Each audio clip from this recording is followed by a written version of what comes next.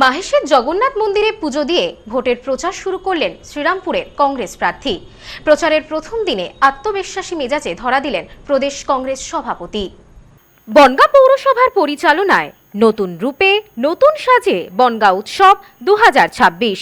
মেলায় বিজ্ঞাপন ও stall booking এর জন্য ফোন করুন বিশু ঘোষ 9733630326, ঋত্বিক ঘোষ 9734827383 এই নম্বরে।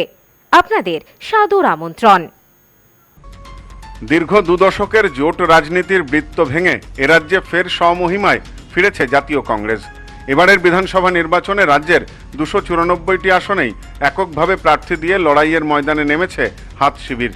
এই প্রেক্ষাপটে নজরকাড়া কেন্দ্র শ্রীরামপুর থেকে লড়ছেন খোদ প্রদেশ কংগ্রেস সভাপতি শুভঙ্কর সরকার।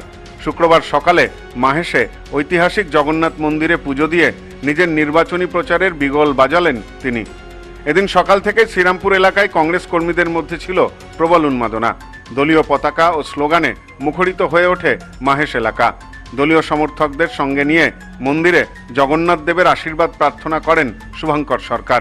পুজো শেষে তিনি মন্দির চত্বরে উপস্থিত স্থানীয় মানুষ ও দর্শনার্থীদের সাথে জনসংযোগ সারেন। প্রচার শুরুর প্রথম দিনেই আত্মবিশ্বাসী মেজাজে ধরা দিলেন প্রদেশ কংগ্রেস সভাপতি। সাংবাদিকদের মুখোমুখি হয়ে তিনি বলেন, শ্রীরামপুর আমার কাছে অচেনা নয়।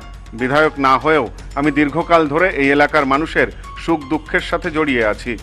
এলাকার প্রতিটি গলি এবং মানুষের আবেগ আমার চেনা। এবারের নির্বাচনে কংগ্রেসের মূল হাতিয়ার যে উন্নয়ন তা স্পষ্ট করে দেন শুভঙ্কর। তিনি দাবি করেন, কংগ্রেস ক্ষমতাচ্যুত হওয়ার পর থেকেই বাংলায় প্রকৃত উন্নয়ন থমকে গিয়েছে। তার কথায় বর্তমান রাজনৈতিক পরিস্থিতিতে রাজ্যের মানুষ বিকল্প হিসাবে ফের কংগ্রেসের স্বচ্ছ ভাবমূর্তি ও উন্নয়নের ইতিহাসকেই ফিরে পেতে চাইছে।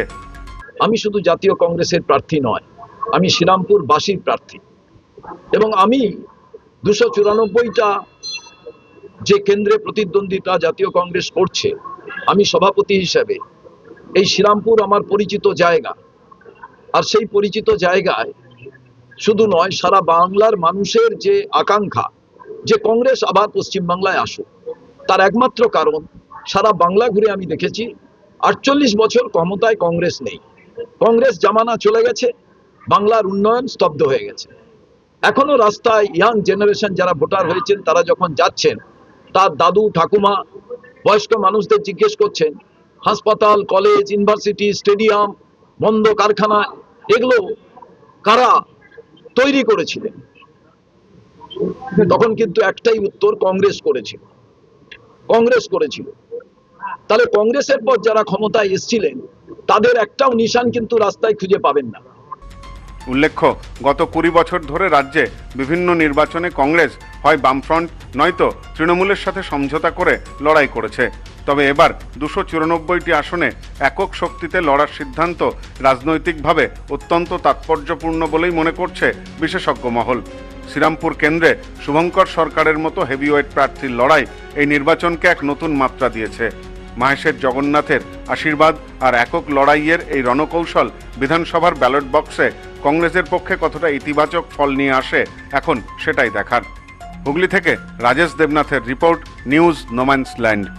India's top selling electric scooty Prakriti. এখানে ইলেকট্রিক স্কুটির ভ্যারাইটিস, উন্নত প্রযুক্তির মডেল সহ ছোট বাচ্চাদের ইলেকট্রিক জিপ, বাইকের বিপুল সম্ভার। এছাড়াও আমাদের এখানে ইলেকট্রিক সাইকেলও পাওয়া যায়। রয়েছে ফিন্যান্সের সুবিধা। Mrs RM enterprise, proprietor Rajib Roy. ঠিকানা মতিগঞ্জ, বনগাঁ, স্টেট ব্যাংকের বিপরীতে, ফায়ার ব্রিগেড রোড। ফোন 7908183121।